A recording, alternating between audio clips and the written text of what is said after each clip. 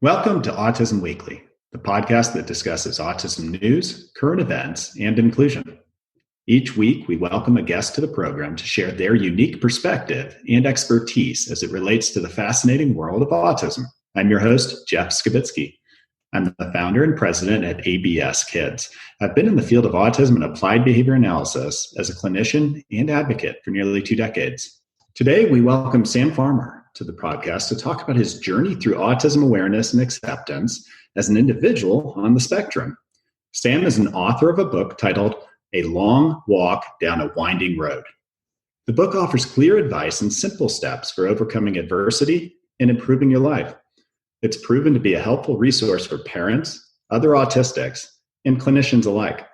Sam also regularly creates coaching videos and writes blogs for the AANE, which is the Asperger Autism Network. His goal is to help others help themselves. We're thrilled to learn more, and hopefully Sam can provide that same goal for us today. So Sam, welcome to the podcast. Thank you very much, Jeff. Great to be here.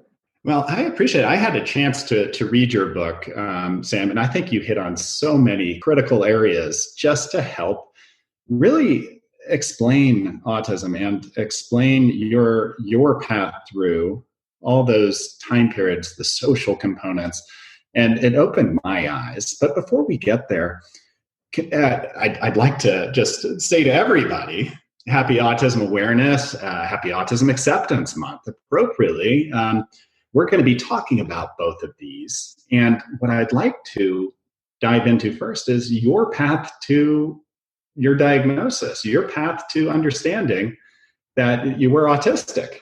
It's remarkable, Jeff. I'm very fortunate to have married a woman who's very perceptive, who can see things that maybe others can't. And when we first met, I had opened up to her about my learning disability, which got diagnosed very, very early on in my life. And that's all that I ever thought my profile was that of a learning disability in auditory perception, information processing, that sort of thing. But she wondered and tried to get me more than once to investigate, might there be something more to my profile than just a learning disability? The thought of that occurred to her. She shared it with me. And after our son was born, I figured, now that I'm a father, there's more at stake, arguably, in terms of me not having a full picture of who I was than before I became a father. And so, as they often say, becoming a parent changes everything. Very true in this case. Finally, I decided to listen to her, thankfully. I met with a couple of clinicians. Long story short, they pointed me to a neuropsychologist, thinking that it would make sense for me to have a neuropsychological evaluation, which my wife and I decided to go through. And lo and behold, after going through that evaluation and reading the report on its conclusions, one of the conclusions was Asperger's, which back then, when I had the evaluation, this was when I was 40 years old, the DSM-4 was still active.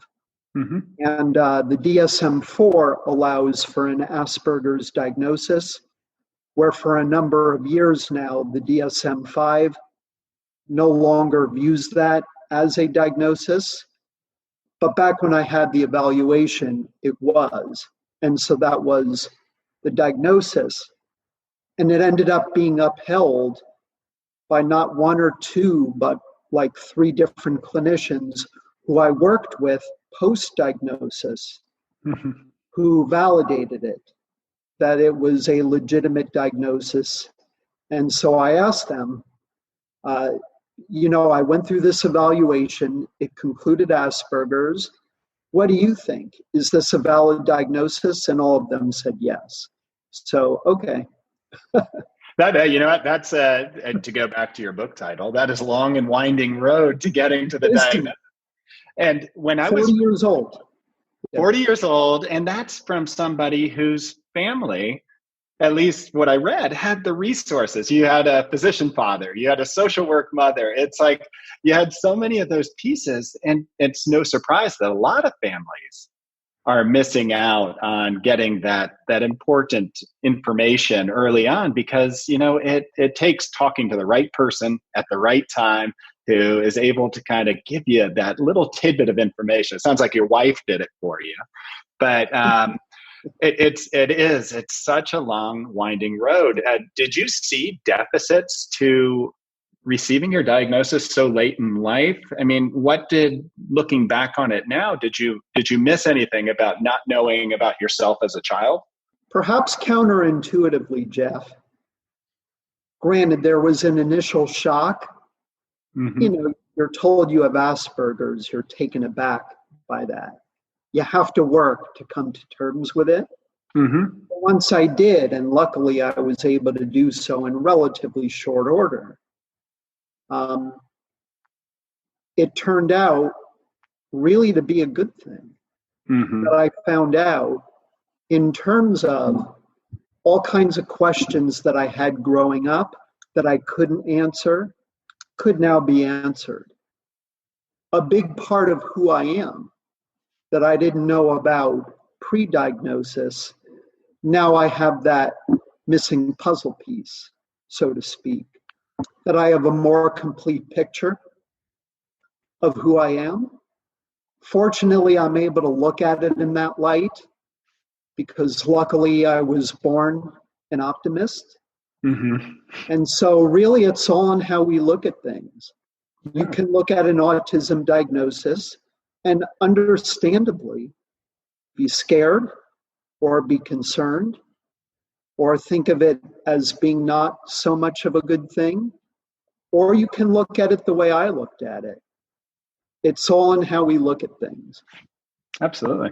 So when you were talking about those things that make so much sense, like looking back now, were there pieces where it was like, hey, that 6-year-old me, if he was aware at that point, I might have navigated that situation a little bit differently. Were there any of those events that occurred to you as a younger Sam Farmer?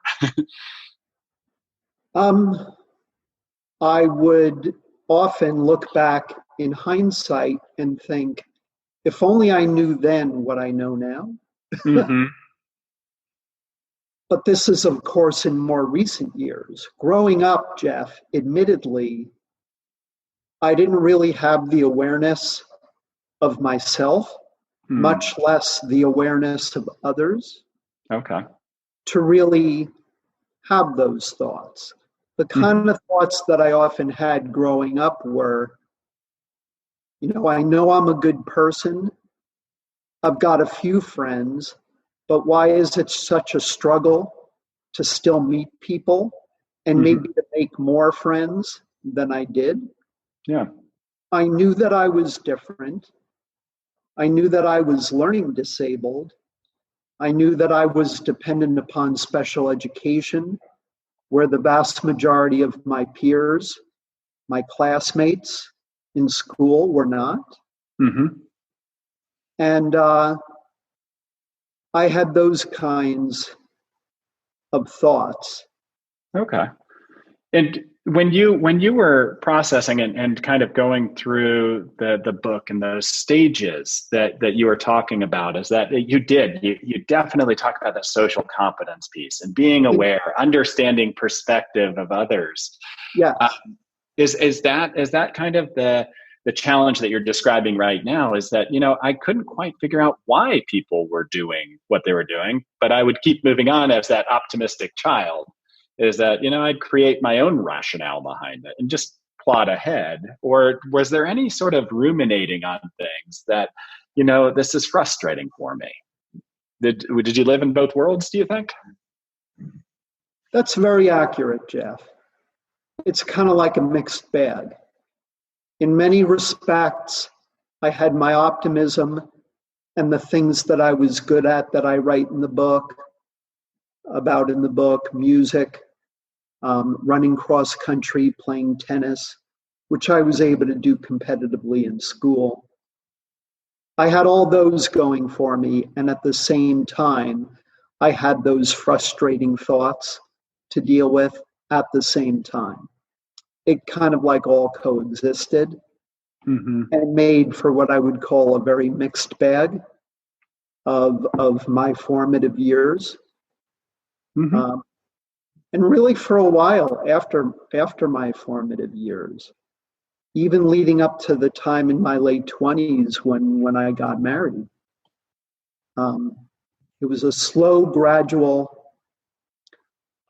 small steps over long periods of time type approach of me very, very gradually gaining greater awareness, building self-esteem, becoming older, becoming wiser, growing by learning certain things, often the hard way. Yeah. That accounts for the evolution that I'm very, very fortunate to really have had over the course of my life these past 51 years. Yeah, and I mean, just knowing kind of how much you've been able to really become self-aware and expose yourself. Like you're talking about your own life events all the time now. It's a lot of that is not always specific to being autistic or non-autistic. It's, you know, sometimes we all mask those things that aren't our strengths and that we rely on our strengths. The music, the athletics, the academics, because it sounded like academically you're actually really strong despite being in a learning disabled classroom. And that too, Jeff, and that was a question. Like, what does this learning disability really mean? Where I did very well in school. I made really good grades. I got accepted to a top-rated liberal arts college. And made north of a 3 GPA in college, made the honor roll pretty much every semester. So what's up with this learning disability? It's kind of extremely hard that people keep saying and labeling it one thing. And you're sitting there living the life and be like, hey guys, this isn't the problem. Like this is, and it's not even a problem. It's, I'm seeing these social events very differently. It doesn't mean that I'm wrong or right. It means that I'm having some difficulty in certain situations. Understand what you're thinking. Spot on. When that's occurring, and this is coming from a clinical lens for me, is that I have friends, I have family that are autistic and are receiving certain types of service, whether it's social skills or more intensive services. But the question I have is, from your perspective, is there a balance of, hey, you know, there's certain amount of skill building I still need to do because these are challenges that I need to navigate in the world around me. And then there's a certain amount of educating I have to do to help other people realize that it's not all on me. Is that, you know, the world around me also has to understand how I perceive the world. Where's that balance? Oh, it's an excellent question. Life it's an ongoing learning experience. It's very much a learning experience for me being a father, because things change as your child gets older. And a lot of the growth that I'm dealing with now stems from fatherhood. At the same time, I worked very, very hard at something that I write at length about in my book, which is self-acceptance. And when you reach the level of self-acceptance that I feel I reached in recent years, you kind of come to accept what you know are your idiosyncrasies or the things that you're not so good at, your quirky behaviors, whatever you have difficulty with. And you accept them for what they are. You say to yourself, look, I'm human. Nobody's perfect. The things that I do, the things that I say, I'm never going to be able to satisfy everybody. Mm-hmm. I accept myself for my faults, for my oddities, as well as for my strengths and what I'm good at. And when you reach that level of acceptance, which I had to work very, very, very hard at for a very long period of time, then you become okay with certain things that you're not so good at. And you say, look, this is part of who I am, and I'm okay with that. There's nothing wrong with this. And maybe I'm guilty, maybe of kind of resting on my laurels in that regard, where I don't feel as though I have to work to do away or to diminish these challenges. I accept them for what they are, and I grow in other ways. Like I said, as a father, again, it's a mixed bag. In some respects, you grow in the roles that you're in, and in other respects, you accept where you're at, and maybe you don't feel as though you need to really work hard at what you have come to accept about yourself. Yeah. And I think that, I'll bring it back just this one more time, back to the clinical sphere. It's, if you're not bringing in the actual child, the patient, the person whose life is directly involved into that decision-making process, it becomes something that's a little bit harder. Is that part of that self-acceptance that you're saying moves to, hey, there are areas where I want self-improvement. There are other areas where I'm okay with where I'm at right now. Yes. And it's working through that. And I think that that's not even for somebody who's just autistic. It's anybody, is that there's parts of my life where it's like, I know I need to work on that. People will enjoy me. You're touching on something very important, and which is a point that I make in the book, which is that autistic and non-autistic people have more in common with each other than we might think. Many of us share similar challenges. Any given person is going to have his or her strengths, challenges. We all have those, whether we are autistic or not. Mm-hmm. The challenges for many of us on the spectrum are often very unique and different, maybe, than the challenges that non-autistic people face, but there is overlap. And the things that I write about in the book that kind of fall into the self-help aspect of the book around developing social competencies, learning how to rise above bullying, self-esteem building, learning how to love who you are, parenting, what I would call marriaging, workplace success, all of those self-help areas that I touch on in the book, those challenges are universal. Yeah. Many of them are, whether you're autistic or not. Yeah. I think it's oftentimes is that a lot of those events in life where you do not rely on that experience to bring in a community or to be shared directly with another person, those are easier ones to navigate. All those areas that you were talking about, from marriage to children to workplace to even in college, like where you rely on a community and a variety of different people, those are the ones where it takes a little bit more challenge, I think, for everybody to navigate, because you're dealing with, how do I integrate and include so many different individuals, not just through my perspective, but through everybody's perspective. And I think at large, our society benefits if we just stop and do that from time to time. But I read it in your book and I see it in the way that you're talking about these life events. It's like, you know what? That's when I want to improve. It's when I know it impacts those that love me.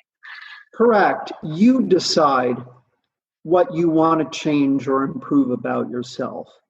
Mm-hmm. It shouldn't be other people who tell you how you need to change. Yeah. I'm a firm believer it really needs to be up to you.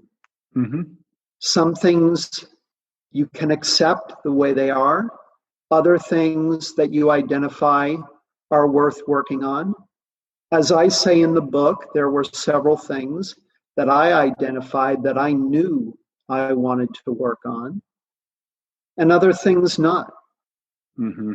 And you decide who you are. Not that you shouldn't listen to other people's input or thoughts on maybe what you could do better at, but ultimately in the final analysis, you decide. Yep. For sure. You have to live with yourself first. So you have to be comfortable in your own skin. So I guess on that same note is that there are probably a lot of very young children out there who haven't developed that voice, haven't had the chance for self-awareness. What would you be telling their families about being able to really support and advocate for their child? Priority number one, and again, I'm biased because I was raised a certain way. My parents had certain priorities.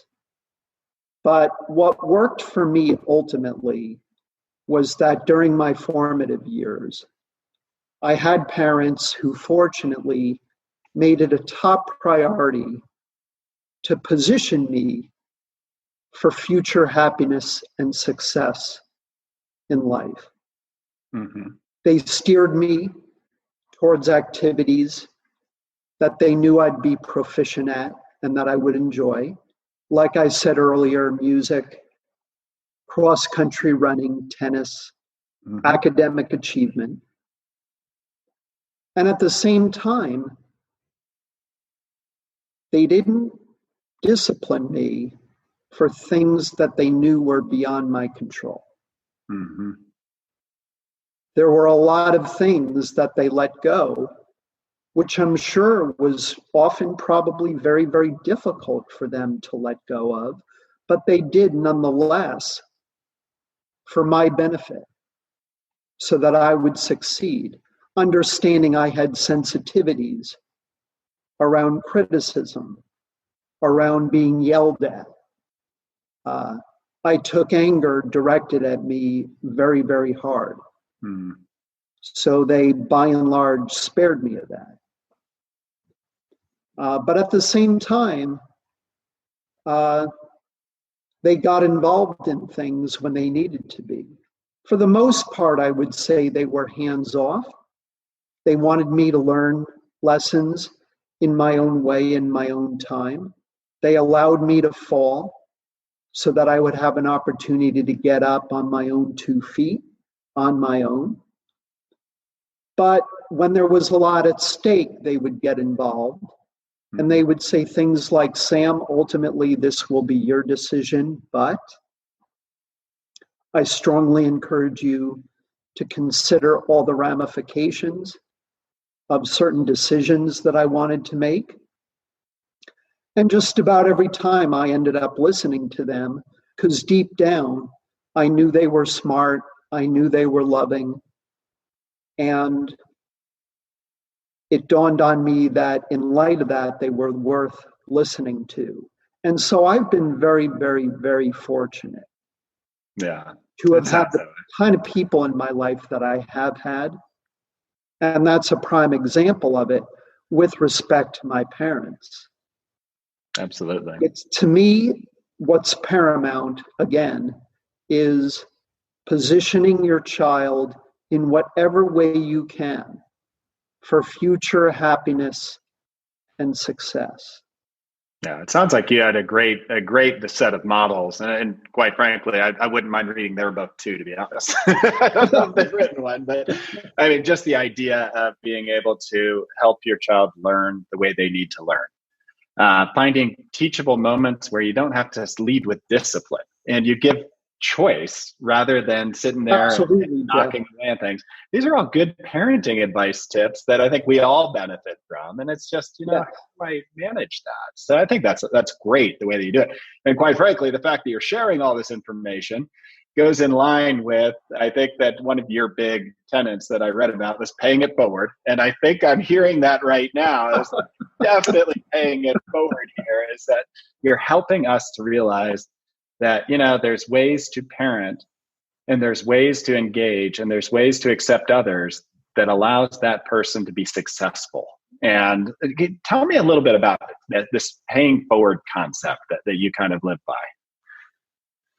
So much of this journey with my writing, with the book, with my first blog that I wrote for the Asperger Autism Network, oddly enough, it all started after my mother passed away and when I eulogized her at her funeral. There were a lot of things that I said, including coming out to people at the funeral that I was on the autism spectrum, of all places to reveal that you're autistic at your own mother's funeral. But I did it for a reason. I did it because I wanted to give context to all that she had done for me to help me.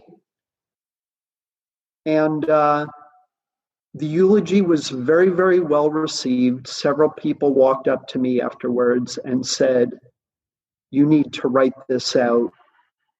You need to publish it. If you do that, it'll go viral." And so I decided to listen to them.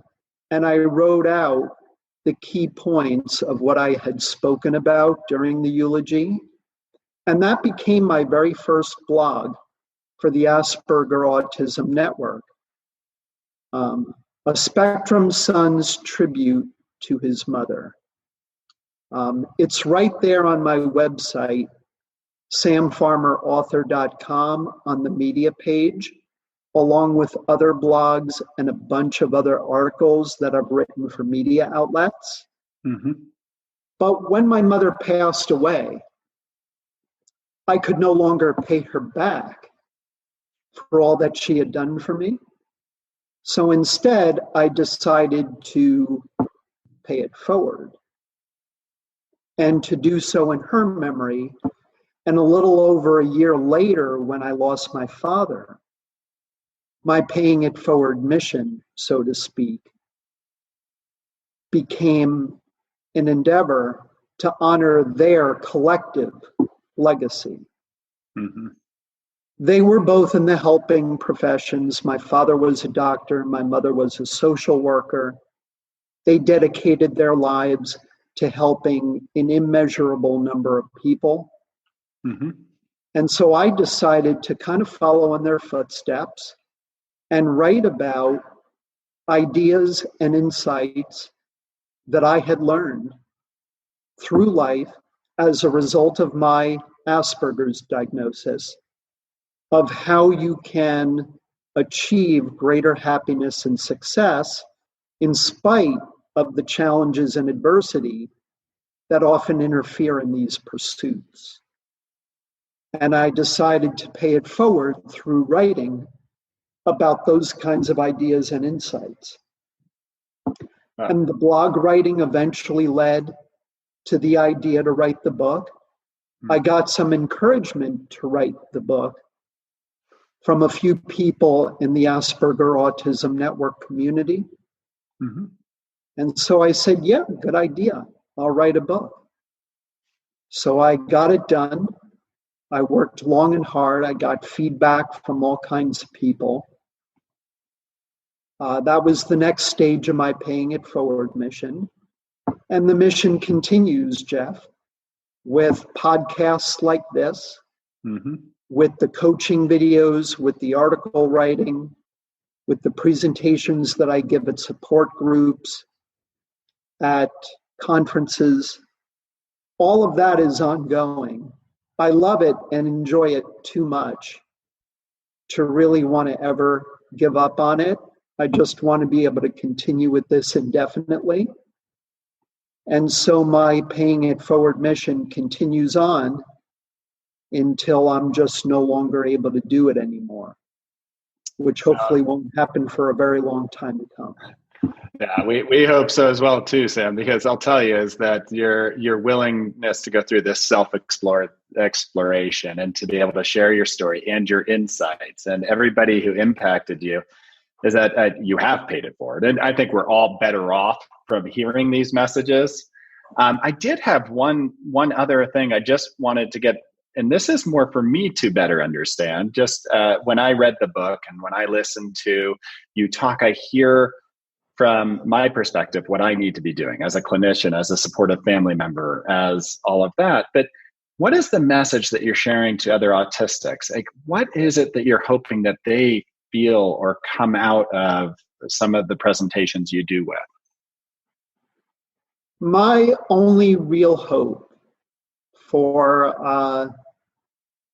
my fellow folks on the spectrum in our shared community is that whether it's with my book or not, whether it's with anything I do or in any way, is that in their own way, that if they want to improve their lives, if they want to carve out better lives for themselves, be able to connect more meaningfully with the people in their life, that they are able to.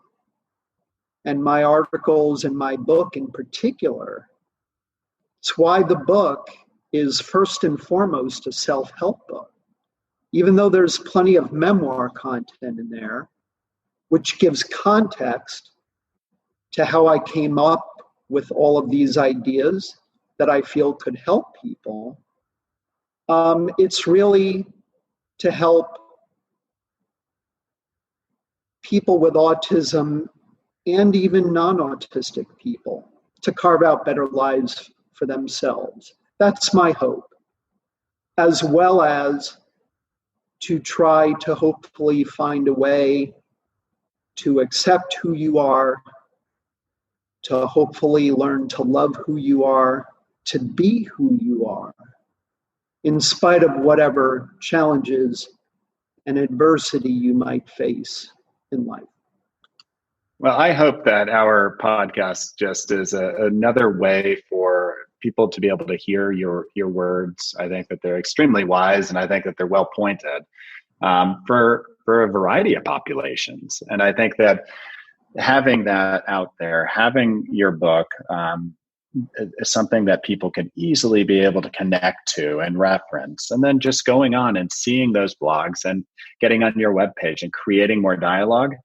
I think that we're all going to grow from that experience. And I think that it's going to make us all stronger through the process. So I appreciate you coming on and talking through this. Is there any last pieces of information that you want to share to the group that will just kind of tie things together that you find particularly relevant going on right now? Well, in many respects, we're living in challenging times. And many of the challenges that we face in society can be difficult to process and to come to terms with, particularly if you're autistic, but to varying extents for all of us. In spite of whatever life or the greater society might throw at you, whatever may happen, whatever comes your way, that you can be who you are, accept who you are. There are a lot of outside forces that are going to try to tell you who you need to be, to tell you what to do, what not to do in life. Not that you shouldn't listen to those, because it's always good to be in tune and listen to what's going on around you and to what you're hearing, but that nonetheless, you need to ultimately be who you are at all costs. Mm-hmm. I think that kind of brings it all together. There are a lot of resources to help you get there. The book, articles, there's a mailing list that I have that you can join. all at samfarmerauthor.com. Connection to my Facebook community is there. Information about me, about the book, what other people have said about the book. On the media page, all the blogs, all the articles I have written, the coaching videos, other interviews that I've done, recordings of book presentations that I've done for certain organizations.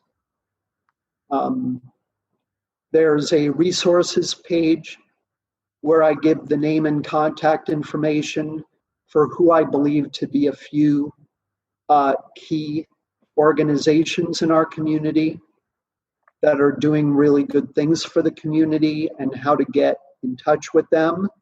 And then a contact page where you can reach out to me directly.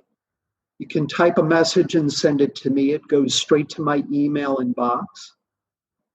Whether it's a question that you have, or if you decide to read the book and you have questions about something you read, or just want to express some thoughts or comments about the book, about any of the articles, whatever it is, feel free to reach out to me using the contact page and fill out the very short form to join my mailing list, where when I publish a new article, if there's a new video, if there's a book presentation or event that I'm doing, everybody on my mailing list finds out about those, and you can join my mailing list. All of that you can do at samfarmerauthor.com. Oh, we appreciate it, Sam. And to go back to that very last point that you had, I think it's something that if we all take a step back, I think that we all should know, is that to be a good friend, to be a good partner, to be a good parent, is that you first have to love yourself. And part of that is self-acceptance, self-awareness. So I appreciate the message that you're sharing, and hopefully we'll be able to get you back on the podcast soon again some other time and talk about some of these other issues. Absolutely. There's plenty to talk about. This was wonderful. Happy to come back, certainly. Once again, happy Autism Awareness Month and happy Autism Acceptance Month. What I've learned from Sam is that by telling our stories, by being more understanding of who we are and really caring about ourselves and then sharing that with other people, that is what these months are about. And everybody out there, whether you're autistic or you're neurotypical, is that we all have areas of self-improvement. So if we can share, accept, and be aware and improve, is that we all have a chance to be able to learn from one another. So thanks again. And thank you for listening to Autism Weekly. We hope you tune back in next week to learn more about autism in the real world. Autism Weekly is now found on all of the major listening apps, including Apple Podcasts, Google Podcasts, Stitcher, Spotify, Amazon Music, and more. Subscribe to be notified when we post a new podcast. Autism Weekly is produced by ABS. ABS is proud to provide diagnostic assessments and ABA therapy to children with developmental delays like Autism Spectrum Disorder. You can learn more about ABS and the Autism Weekly podcast by visiting abskids, that's plural.com. Thanks for tuning in. See you again next week.